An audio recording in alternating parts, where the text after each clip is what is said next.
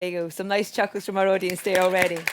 Okay, please welcome to the stage our audition tonight, which we're really excited about. She appeared in all 4 Monty Python films, referred to as the female Python. You might remember her as playing the dual roles of Zoot and Dingo, twin leaders of the Maidens in the Castle of Anthrax, affectionately referred to by the Pythons as Carol Cleavage. Carol Cleveland joins us tonight, as does Teddy Gillingham, Teddy Jones and Michael Palin. Hello. Hi. Terry's gone in a bit early. Hello. Are we supposed to be here? Yeah, please sit down. We just met Carol. No, I know. That's what I thought. I'm in the wrong place. Love it. Yeah. That's Already. Already That's it's what I chaos. thought. 'Cause I knew that. I knew So that. Meade's musical chair. So nice to It see was Carol. We were confusing. just wandering about Oxford Well, Street, because Regent they Street. brought And me there was on Carol first. said she's coming here. I know. I great. haven't seen them in about 50 years. No, And How long is it since you've seen each other? Oh, 50 years. Wow. Yeah. Crikey. We No, were at it's school, not that weren't long. we, last time? Well, thank you all for being here tonight. And there's so much. We want to get as many questions from our audience as well. We want to run some clips, some of to get your thoughts and insight into this Should world. I apologise for some absent Pythons? That's what I was about to say. Eric is Not here. Eric's making a massive Hollywood. big Hollywood stage show or stage something? show about Dick. I think it's... Okay. I look Yes, forward it is. to that. Dick is in the subject. It's something, Yeah. everything about Dick. I think it's about Richard III or something. Great. Look forward to that. Yeah. However, by the powers of technology, I believe that we have another Python on. Yes. Yes, John, who can't be here tonight because he doesn't want to be. No, that's not it. Yeah. He's in Australia collecting money for his next marriage. Well, I think that's true, isn't it? But he has sent a message He has. to you all, which is jolly nice, Here we really. go. So, Here's John. the master. Hello there. I'm so sorry that I can't be with you today, but I'm in Australia in the middle of this massively successful stage tour of mine, 100% sellout and all that. But I'm delighted to be able to interrupt my frantic schedule to send a message of support today for, which is it? Oh, for apples. You know, I've always been a huge fan of apples since the 70s. In fact, I've been buying my greengroceries there ever since I first moved to London. And I can't tell you, it means a great deal to me to be asked today to open this little shop on Oxford Street, I believe. Already open. It's already open. Oh, it's already open. It's our computers. And it's for commuters. Oh, really? Good. Well, why do they commute to the store? They sell computers. Oh, computers! Oh, well, you know, I've been a massive fan of computers ever since the very beginning, fascinated from the very start. In fact, I remember young Stephen Fry asking me once where he should put his mouse. I was not able to tell him, of course, because it was illegal in those days, but that's how long I've been fascinated by computers. And before I say more about computers, perhaps I should tell you a little about my early life. I was born in Uphill, which is a suburb of Weston-super-Mare, in October 1939, just after the outbreak of the Second World War. And in fact, during the phony war period, as somebody once said, I'm a phony war baby. But we left Weston-super-Mare in 1940 when the Germans bombed Weston. Anyway, sorry about that. Yeah. I should say as well at the end, the guys are going to stick around for as long as possible at this table over here, because you can have your apps on your phones and iPads personalised as well. So we'll try and get as much of that done at the end as we can. But let's get some questions. Terry, can I start with you? When you first started with Python, you wanted to innovate. Was that the aim? Yeah, I think that we wanted to change. I don't know. I just thought that this was our chance to actually do something.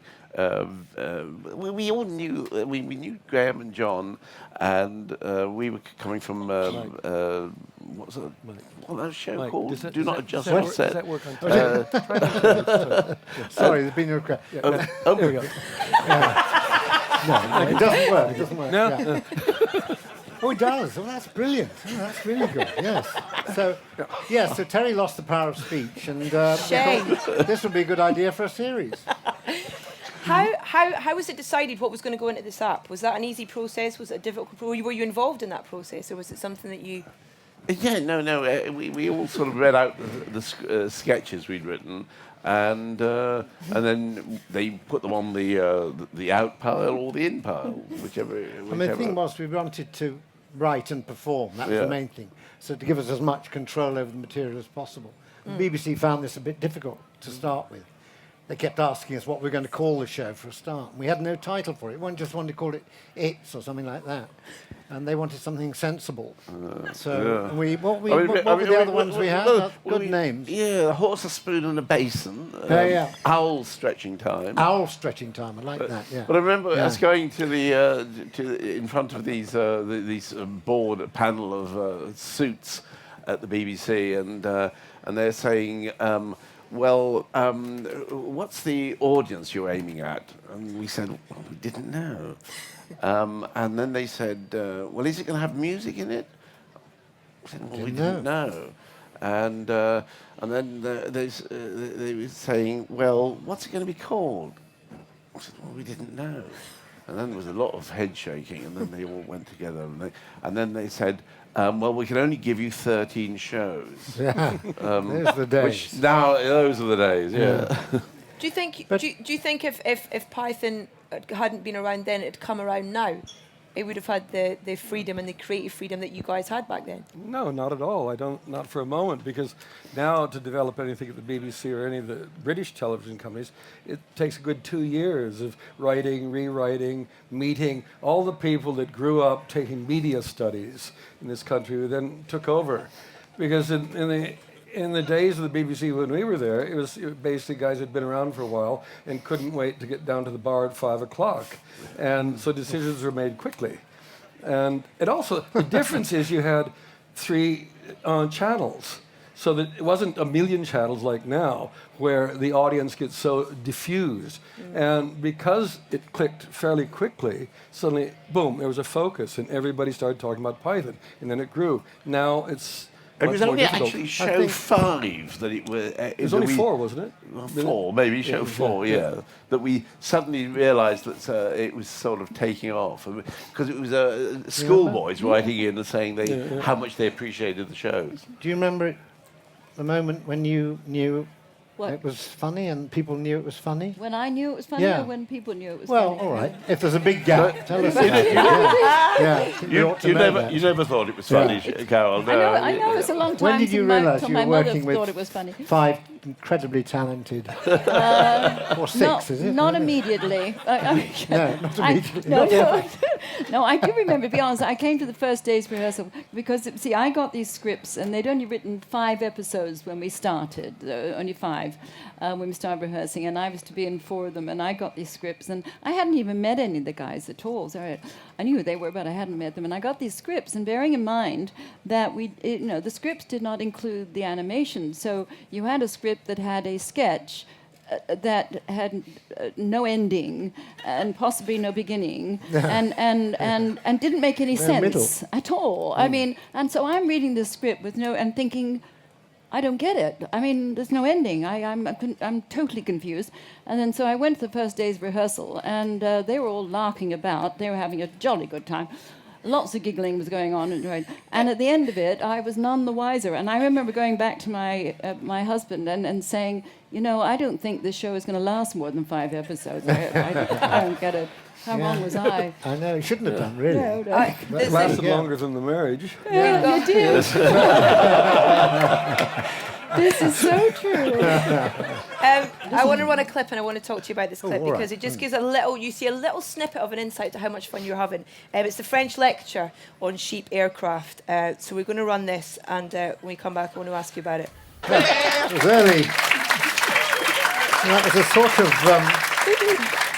glimpse there of what a French Basil Fawlty would have been like. That's a little hint of it. But that's what they were doing, the first rehearsal. That was the first episode, wasn't it? Yeah. This is what I saw them doing when I came in. I mean, please. Make sense of that. It was a difficult script to learn, that one. So in the end, we just Did you see improvised. him giggling? Did you see? That was what I Yeah. wanted to talk about, because there's a moment that you almost, when you give him back the moustache, you almost lose it. And Well, you have to turn back to. you- But that's what's so brilliant about it, is that You have to. I think you have to perform it at the point where it is still funny to you. Otherwise, I think you just lose something. And I always quite like just getting to the stage where I had to control myself not to laugh, because if it was going well, there was a thing called Cheese Shop, which we used to do, and all I had to do was say no all the time. And John read out this list of cheeses. Have you got that? No, the cat's eaten it. It was the longest line I had to say. And I could never get through that without at some point beginning to crack up, because it was just something, it was such a waste of time. It was such a pointless 4 or 5 minutes of television. I could see John going on there doggedly, and I never could do it without breaking up, and I'm quite, in a way, quite proud of that. how do you feel seeing it now? I mean, do you see it that often? You know, because it's around the world. It's in psyche. It's I such a haven't huge seen thing that. still. I haven't seen that for a long time. How does it No. make you feel to see it, though? Is it?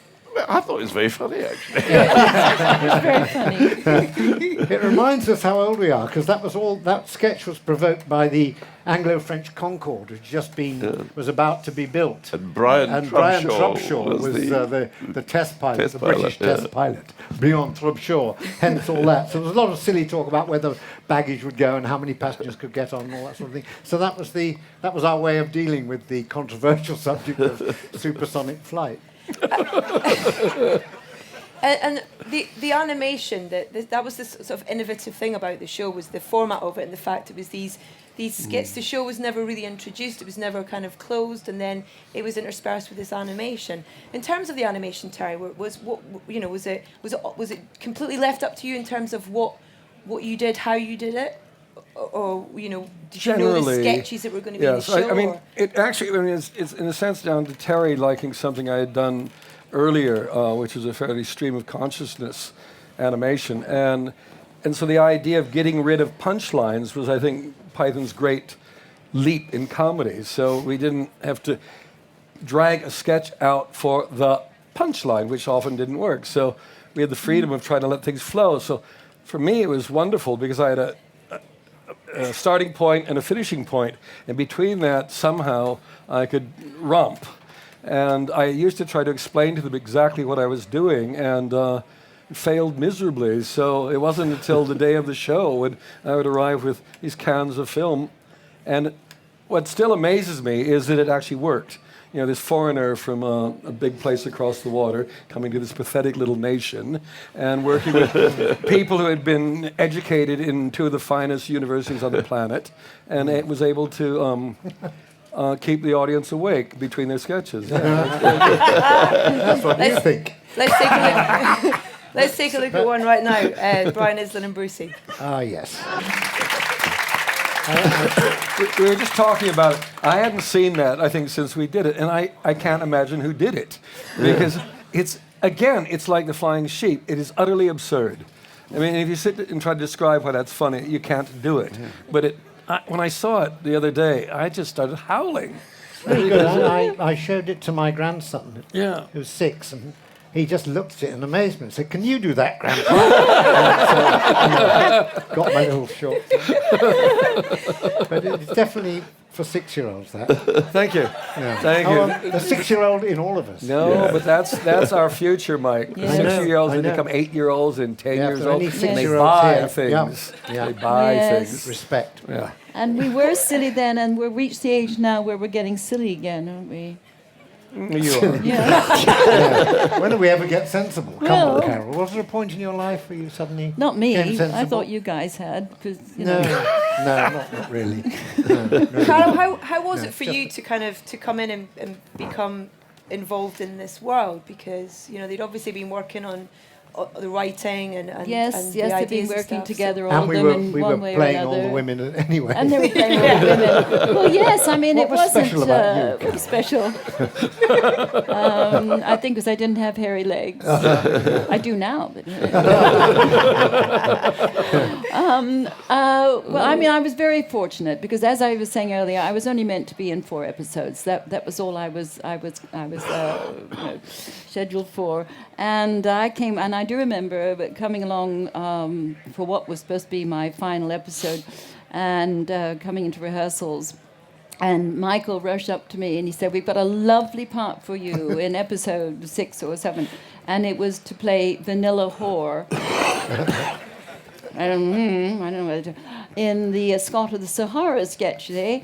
And because, and I said, "Well, I'm not in episode 6. This is it. It's finished." And he said, "What? What?" And then he went and got John, and John came over, and the other guys came over, and they all said, "What is this?" And I said, "Well, I'm not in anymore." And they were lovely, and they all put their big Python foot down and said, "No, we want you," and I owe it to them. And it was lovely because I was only supposed to be flitting in and flitting out, but it was Well, down to Carol the was- guys that I stuck you around. know, you're really good because you got the humour. I mean, you would do anything. I Any would do silly anything. thing, Well, but nearly you would do it absolutely deadpan and No, straight you didn't faced do it if it was anything, required. Well, maybe I did anything with you, Roger. No, it but was I- really, it was exceptional. Well, I was look back prepared to now be and I very really silly. enjoy seeing the things you've done because that's a real good You bit liked of acting. I think my favourite sketch that I was in that you've always sort of is the one with the pantomime horse, isn't it? Oh God, yes, yes. You see, Oh, he loved that pantomime one for some horse, reason. He that's loved right. me making love to this pantomime horse. I Yeah, don't know. yeah. I don't know why. But not my bit, you didn't. It must be a Just the complete front trip legs, down you- memory lane for you, although the fact that, this is a whole new generation probably of people who are going to experience Python now through, technology and through it kind of being put out there, in a different way, which, and it stands the test of time. Why do you think that? I think because it's quite silly. It's not topical. It's not trying to be related to a certain time and a certain period. It's not saying anything about, the zeitgeist or anything like that. It's just humans, grown-ups behaving in a very silly way, which I think, Which we is don't just do the way enough we of. do. Exactly. We acknowledge that. Children see that. And you can just shake the iPhone and it changes. Oh, yes, that's right. Yeah. I've That's a forgotten about brilliant that. thing. Yeah, which is great for people of our age. But it is Can that you all thing practice of... shaking? Yes, can you all practice shaking, please? Come on, come on, that's it. Very No, good. that's He's not got the way it to very shake. well. Yeah. No, there's Some of certain them look like sexual you've done a shaking. lot of practice. He was cheating. I didn't do it with the That was other not hand. comic. That was sexual. Yeah. Shall we get some questions from this enormous audience that we have here? Because they've been here for a while. Find out where the microphone is first, and then I'll work out where we start. Any questions? Wow, yeah, there we go. There we go. It's the first one. How's it going? Hey. I read that Elvis Presley was a huge fan back in the 70s. And did So he ever was- contact you guys? Or So is the guy who killed John Lennon. Oh, really? Yes. Say no more? No, the man who killed Bobby Kennedy. He was, And Bobby Kennedy, Siran, yeah. but no, Elvis was a fan. I mean, apparently, he loved watching Monty Python and the Holy Grail. And I mean, to me, as Elvis changed my life when his music came along, to think that this great man could have been chortling away at our comedy. Mind you, he was about 48 stone at the time and on drugs. But It it could was have killed rather- him. This was true, apparently. But did he contact you? I don't think he... No? Not after he died, no. No. Yeah. I would have loved it if he contacted know, wouldn't me. it be? I Yeah. was a great Yeah. fan in my Yeah. teenage No, days. that's quite- But I understand he did. He had a television in every room, and when Monty Python was on, this is my understanding of it, that he would have it on, and he would insist that everybody in the house, that's it. Everybody sat and watched. Well, I mean, Holy Grail was there was money put in the Holy Grail films. Led Zeppelin and Yeah. Pink Floyd. Pink Floyd. Yeah. Musicians were always seemed to like our humour. I remember when the very first Python shows went out, and we were just grasping at any straws of reaction. And someone said that Paul McCartney, apparently, when he was doing Wings or whatever at that time, he would always stop recording in the studio, however much it cost, for the time Python was on, and everyone would watch Python. And that, to us, well, just amazing. This was before we knew that George Harrison was a fan. Who then invested in Life of Brian. Yeah. Was one, yeah. Yeah. And then we Yeah. began handmade films with George and Python. So Yeah. Yeah, and George saved Life of Brian. Yeah. he's got a lot to be blamed for. Yeah. For making Bless us you. all laugh. Next question, please. Just, here we go. Kind of half hand. Hi. When you're not mocking John, what do you do to enjoy yourselves? What do you find funny on TV these days or in films? We mock Eric. I was going to say, they're not Eric, yes. I go to the pub. Yes, I go to the pub with Terry. And I watch them from across the street. I tend to watch rather. I like sort of comedies like The Killing and things like that. I like good, really lovely Danish, sort of dark thrillers. That's what I find funny. Terry, what about you? No. I'm too old for television. Are there any He new... can't switch I it watch on radio. anymore. I just watch the He radio. can't switch it on. He can't get a signal. The shaking hand problem. Are there any new comedians, you know, kind of from whatever parts of the world that you know, kind of that you really admire? Or newish? There's a lot who obviously quite blatantly reference you in terms of influence Yeah. and the other way around, but... Oh, I don't know, some very good writers, and there are some great performers around. I mean, I like 2012. That's watch that. Written by John Morton. That's wonderful sort of sense of sending up the documentary and the thing about the Olympics. That's Yeah. really, really good. And you know, there's the Eddie Izzards and people like that around that we've always been great admirers of. Can you think of anybody else?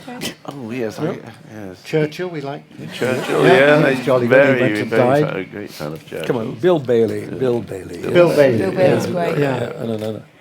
And for television, literally, I mean, Family Guy is literally the only television I watch because I just am quite impressed with their ability to say all the things the rest of us are too timid to say. Dylan Moran. Who? Dylan Moran. Yes, Dylan brilliant. Moran. Very brilliant. funny. Yeah, very good. Yeah.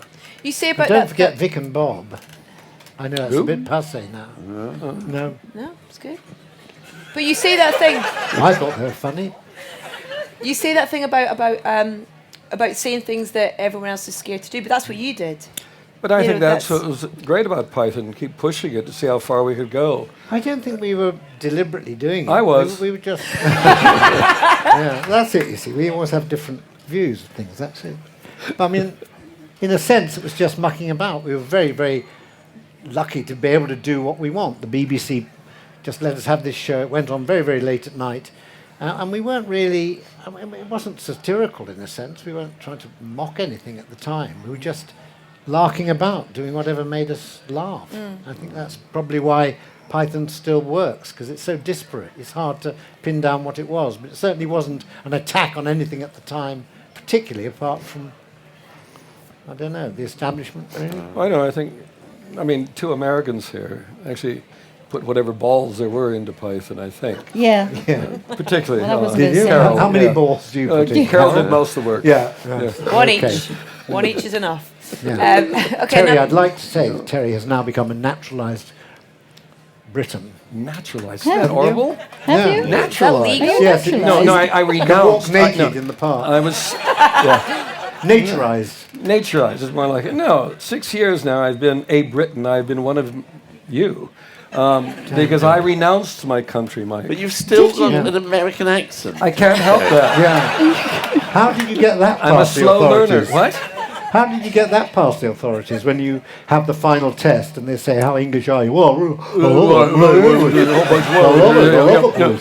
It was very funny when I had to go to the U.S. Embassy to renounce it, how desperate they were to maintain a full American in Python. They didn't want to lose the American in Python. It was really true, because they felt that was the only thing that dignified their nation. They put you in here. Did they try and persuade you? Yeah, no, it's really Yeah. funny, because you go and do it, and I went to the desk, and I said, I want to give up my American citizenship, and she says, no, that's the wrong word. And I said, what do you mean it's the wrong word? I want to give up my citizenship. So, no, you have to say the word renounce. You have to renounce your citizenship. So you do that. And then you go downstairs, fill out a form. They have you spend about an hour with them discussing as if you were discussing with a psychiatrist or a social worker about the dangers of giving up your American citizenship. And then after they fill you with the knowledge of what might happen to you when you're not an American, you then send you away for a month to ponder these inevitable disasters. And then you go back and then they try again and they just plied me with drink and everything. But if you gave it up for tax reasons, didn't you? Really? Yes. You in the front. Hello. Hi there. I just wanted to actually ask, when you were all writing the sketches for Monty Python, because the shows were only about 30 minutes long, there must have been some sketches that you couldn't actually fit in because they overrun, and maybe you couldn't even put them in the following show because you're planning ahead, isn't it? Yeah, there was a lot of wastage. So I mean, You want to know where they are? I actually wondered if there's like a vault of ex-Monty Python sketches which haven't seen Yes. day yet. I got a whole drawer full of them. Most of ours was rejected. Yeah. No, I mean, yes, there was material that's never seen the light of day. Any plans I to hear an actually put it app out coming or- on. What? I hear an app coming on. Yeah. No, I mean, if everybody didn't laugh when we read the things out first time, if it got a silence, then we'd put it on the out pile, and so it was about the out pile was about the same as the in pile, I guess. So, I mean, there's some terrible stuff in Python. Anyway, they actually got in. So imagine what got left out. Can you each didn't you remember a use- sketch that? Sorry, can you each remember a sketch that made you laugh the most? One of I guess quite a few, but one that stands out as being. I mean, the first time, I suppose they read, what's it called, Dead Parrot. Which, do you want to? John and Graham. I mean, that was just John what read can you that say? out. Yeah. It was written by John and Graham, who wrote absolutely brilliant stuff. They tend to write more sketches rather than the little bits and pieces. But that was pretty funny. Do you want to see it? Me? Not wanna see that it? funny. See it? Okay, let's have a look at Dead Parrot. It's interesting. Yes, it's a bit Okay. long, isn't it? Okay, one last question from the lady, Terry's, the Yeah. lady in the pink at the back there. Who? Sorry, it's the first lady who had her hand up, so we're going to give her the last question. Awesome. Hello. Hi. I'm so excited Hi to there. meet you guys in person. Hello. I understand actually from Michael's diaries, I believe, that I know it's sad, that the original series was nearly wiped by the BBC, the tapes, and it was only I think last minute that they weren't. Is that right? I was actually wondering if there were other sort of similar comedy series around the time. Firstly, I'm interested in which were your favourites anyway, but secondly, are there sort of comedies from the sort of 60s that you think might have survived to the extent that Python has if they hadn't been wiped? Yeah, Good, I mean, very good question. yeah. Terry knows about this especially. Yeah, well, what was the Pete and Dud thing? Not only but also. Not only but also. Wonderful That was series white. with Yeah. Peter Cook and Dudley Moore. And Twice a Fortnight was white. And Spike Milligan's Q5, which is quite influential on us. It was on just before us. So that was, I don't think that exists anymore. No, we were about the first, weren't we, to be kept automatically by the BBC. We were so lucky. Well, we were really lucky because we were in colour, and Yeah. BBC One only went into colour that week, and it was a miracle actually. I think the shows would have looked dated if they'd been in black and white now. But that's how most people saw them, I suppose, at the time. Most Yeah, I people didn't guess have so. colour tellies. So the first series of Python for most people is like George V's funeral or something. It's in black and white. I'm not as funny, but... Silly's good. But John, as you're saying... Okay, Should we see if he's got anything to say before we go? What time is it in Australia now? Oh, there we are. Yeah. So that's a brief outline of my earlier life. And so now it gives me great pleasure to get the evening started by introducing some of the lesser-known Pythons, starting, of course, with Mr. Michael Palin, who does those excellent travel programs. Then Terry Evans or Jenkins or Jones or something Welsh anyway. And I forgot to say, Yoko Idle is unable to be with us today, probably tied up with those numerous charitable activities of his. And finally, of course, Mr. Terry Gilliam, who helped the person who made all the animation for the marvellous Monty Python series. But before I do introduce them, I'd just like to take a moment. I'll take that. to I'll take that. explain how my name became synonymous with Britain. Okay.